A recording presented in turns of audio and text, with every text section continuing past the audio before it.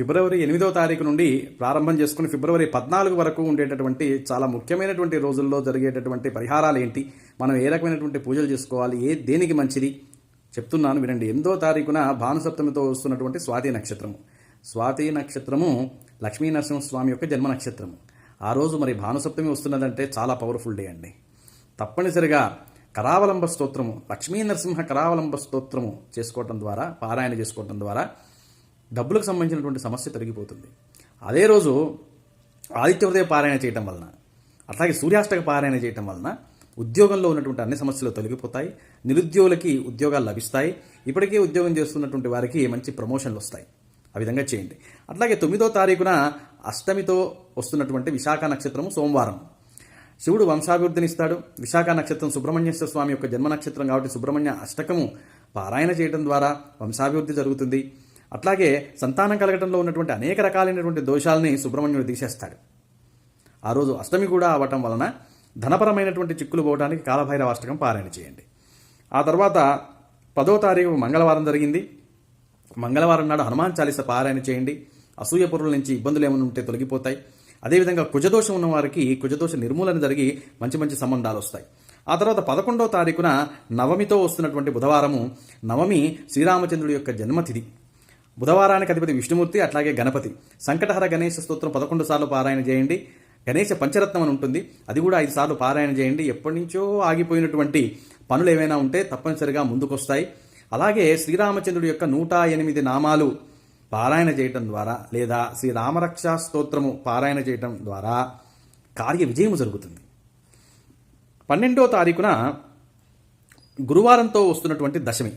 దశమి ఎప్పుడైనా సరే ఆంజనేయ స్వామికి, కార్యసిద్ధి హనుమానికి ఆధిపత్యం కలిగి ఉంటుంది. కాబట్టి తప్పనిసరిగా ఆ రోజు కూడా హనుమాన్ చాలీస పారాయణ చేయండి. అద్భుతమైనటువంటి ఫలితం ఉంటుంది. అట్లాగే ఆ రోజు గురువారం అవటం వలన పుత్రప్రాప్తి కోసము దక్షిణామూర్తి స్తోత్రము, సంతానం కోసమైనా పర్వాలేదు, దక్షిణామూర్తి స్తోత్రము, అట్లాగే అన్నిటా విజయము జరగటం కోసము దత్తాత్రేయుని యొక్క చరిత్ర ఒక 10 పేజీలు చదివినా చాలు, సర్వత్రా విజయం లభిస్తుంది. 13వ తారీఖు ఏకాదశి, మూలా నక్షత్రము, శుక్రవారము. అంతా అమ్మమయము. శుక్రవారానికి అధిపతి లక్ష్మీదేవి, మూలా నక్షత్రానికి అధిపతి సరస్వతీదేవి, ఏకాదశికి అధిపతి లక్ష్మీనారాయణుడు. లలితా సహస్రనామ పారాయణ చేయండి. చేయలేని వారు లలితా పంచరత్నం చదువుకోండి. ఆ రోజు సత్యనారాయణ స్వామి వ్రతం చేసుకుంటే చాలా మంచిదండి. ఆలోచించండి.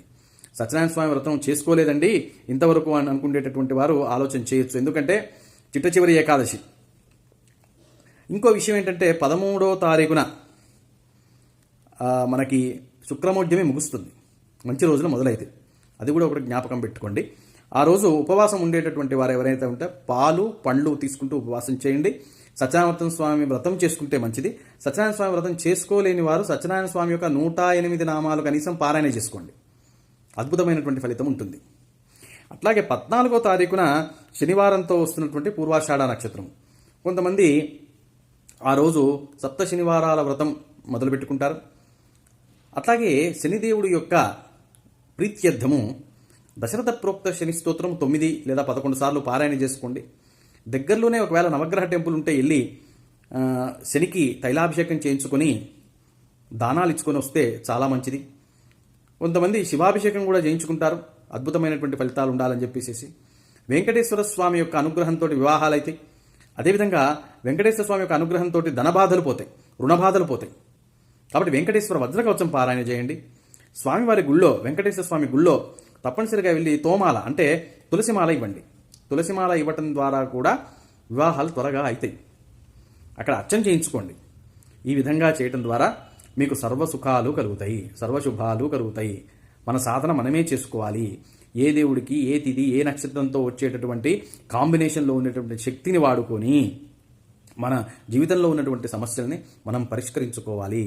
నమ్మకం అనేటటువంటి నయనములతోటి భగవద్ ఆరాధన చేయాలి. మానవుడి యొక్క జన్మ దుర్లభమైనటువంటిది. అందులో సనాతనంలో పుడితే నీవు సగం దేవుడివే. ఆ నమ్మకాన్ని కలిగి ఉండాలి. అప్పుడు తప్పక భగవంతుడు మనకి ప్రత్యక్షమవుతాడు, అనుభవాలను ఇస్తాడు. భగవంతుడిని చూడాలి, దైవీ అనుభవాలు పొందాలి అనేటటువంటి యొక్క సంకల్పాన్ని వచ్చే జన్మకి వాయిదా వేయకండి.